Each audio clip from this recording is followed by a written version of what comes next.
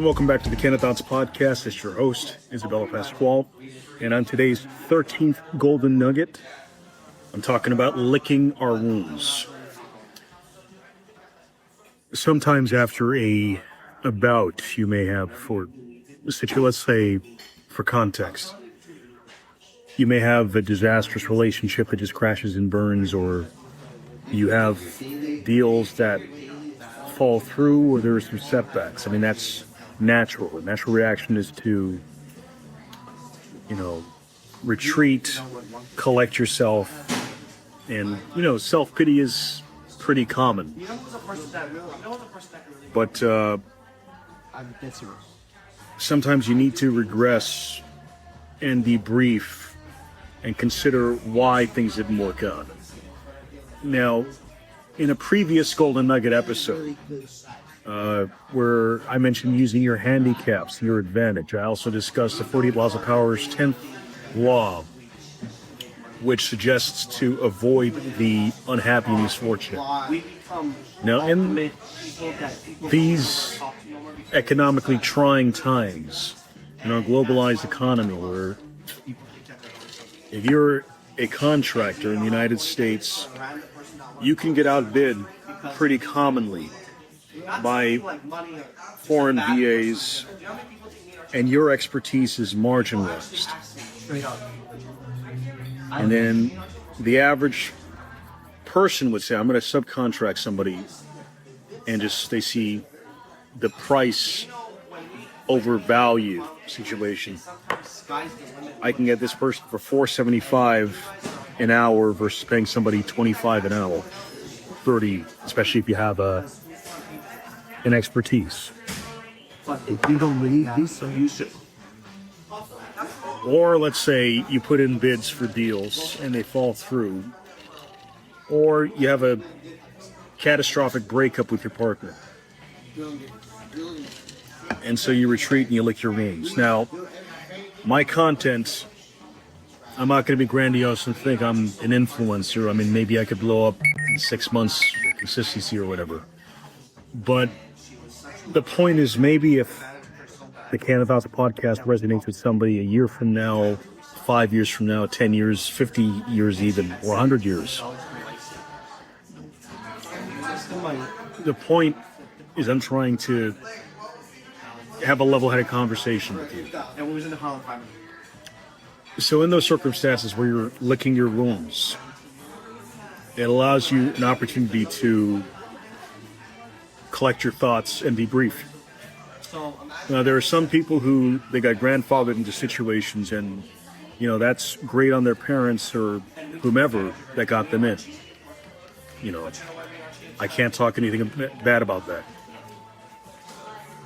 Though there are other people who don't come from such comfortable backgrounds, and then they have to leverage their own grit and determination and expertise and skills to navigate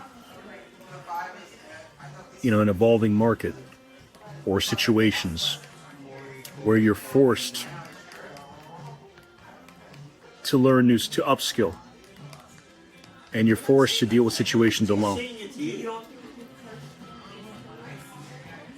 And sometimes after you crash and burn, you find yourself at a Denny's at 2 a.m.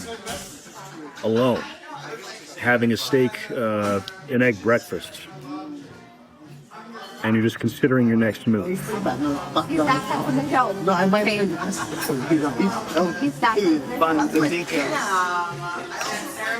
So, according to the 10th law of the 48 Laws of Power, avoid the unhappy and misfortune. If you're in those circumstances, be proud of it.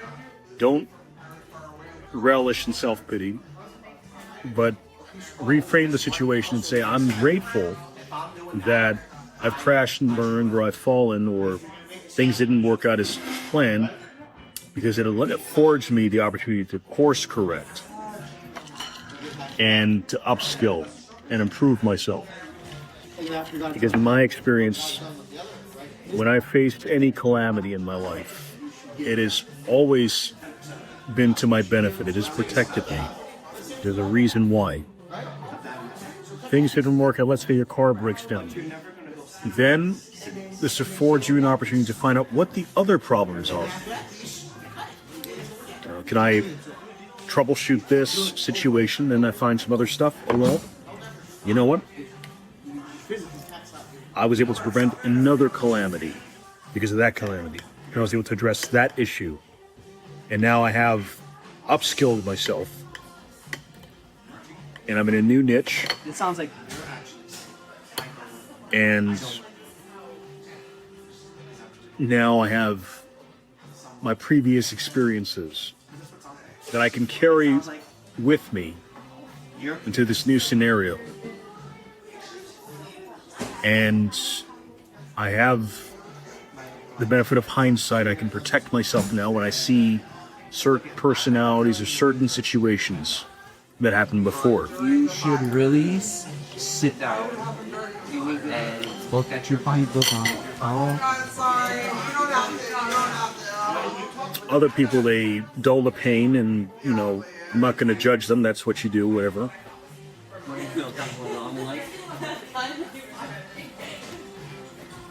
But for me, it's irksome when people say, I feel sorry for you. You feel sorry for me? What? Because you got grandfathered into a situation, you had your uncle look out for you, you had, the connections. I spoke with somebody and I was pitching them something, just having a casual conversation, and they had the audacity to say, oh, well, you can't just vibe with everybody. Or, we're gatekeeping our connections. Okay, sure, do your thing. That's fine. That's what I say when people want to talk to me about. But if you're an outlier, and I'm an outlier, I'm an outsider, I'm speaking to those who are out of the mainstream, because the mainstream rejected me. I did a lot of hard work, and I wasn't recognized. And I was pushed aside because I did my own thing. And I'm sure most of you are business rebels. You're rebellious. Unless you're a conformist, which is fine, and you just want to break out, and maybe you've been working your corporate job for the past 5-10 years, and now you want to expand into your own thing. I commend you for that. I had corporate jobs, things didn't work out, and I had to maneuver. Sometimes companies go under, they get sold, you get laid off. That's my experience. And then you have to upsell or upskill, build your own thing to survive and make any money. Because if you go to staffing agencies and networking events, it's not always fruitful. There is a big degree of nepotism, sure. But you have to navigate the situation and be grateful.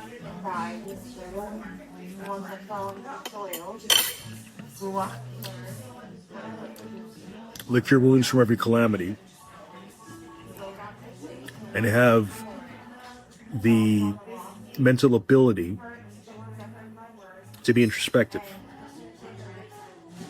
Because if you have the woe is me mentality, then how can you win? How can you learn from it?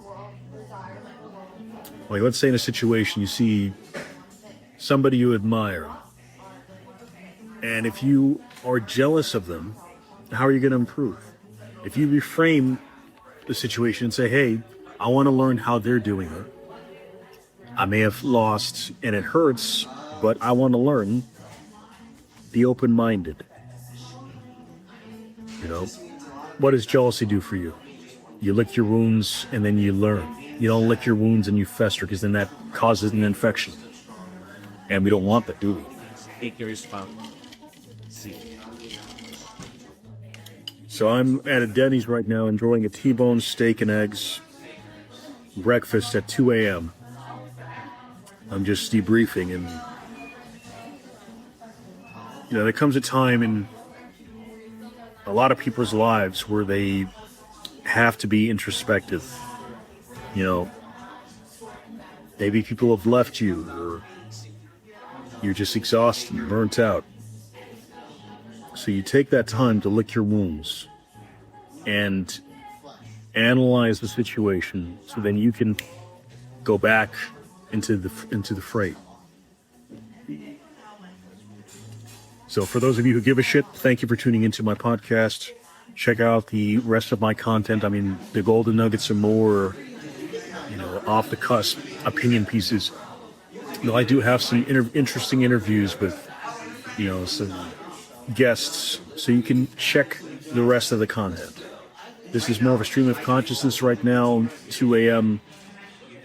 I'm planning my next moves very carefully, because sometimes you can plan and there are delays, or there are some other factors that come into play that were not expected. So lick your wounds, navigate the situation, reframe your mentality. And yes, if you are unhappy and unfortunate, that's fine. Accept your position. No doubt. And then reframe and say, hey, I'm done with the pity party. I'm ready to learn and course correct. Because that's the only way I'm going to get out of this situation. Because I'm not fortunate enough to have the backup that other people do. So his wife found out. All I do is go on Instagram. Lick your wounds and be introspective. Check out the rest of the content. Maybe it can help you. There's a range of different niches and guests and whatnot. But I'm just keeping it real with you guys. Thanks for giving a shit and tuning in. And I'll see you around.